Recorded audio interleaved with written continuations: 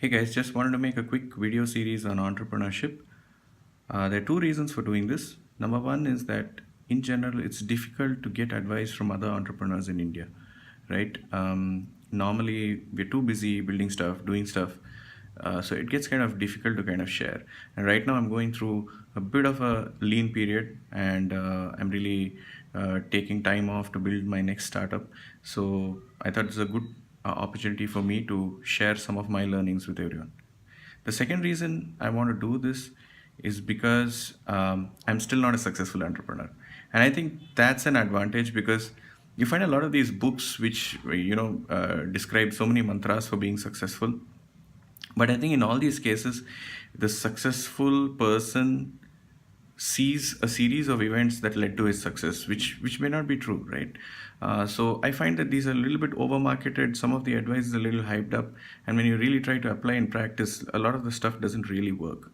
So hopefully, while I'm not a successful entrepreneur, I think over the past 7 years I've learned a lot, and hopefully what I share will be something that sets a spark off in your head, something that helps you make the right decision about the situation you're in, and maybe that's something we could connect over to, right?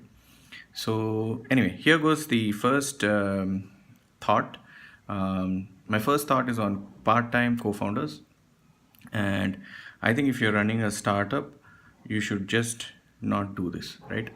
Most part-time co-founders are simply looking at you as an opportunity, right? It doesn't matter how passionate he may sound. It doesn't matter how interested he seems in what you're doing. You've got to understand that the person who doesn't commit as much as you, a person who doesn't put all the eggs in one basket, that person is really not going to commit to really building and helping your startup. And think about this: the person's coming to you is willing to come to you when you start getting your success, right? But the whole point in a co-founder relationship is to be there with the person when the other person is down, right?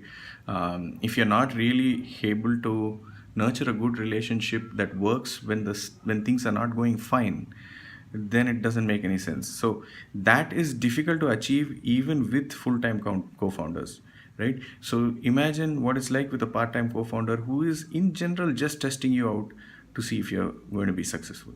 Now, this said, I think there are a few exceptions to these cases. For example, there are many couples where the one person decides to do work and bring home the money while the other person does the building of the startup. And in many cases, the same thing could happen with a childhood friend, or maybe you're three or four co-founders all operating part-time. That is fine, but ensure that the commitment and the kind of passion and the kind of long-term commitment is coming from the other side, and it's not just an opportunity to make more money, or it's not just let me keep my options open. That should not be the thought of the other party. Right? Thank you.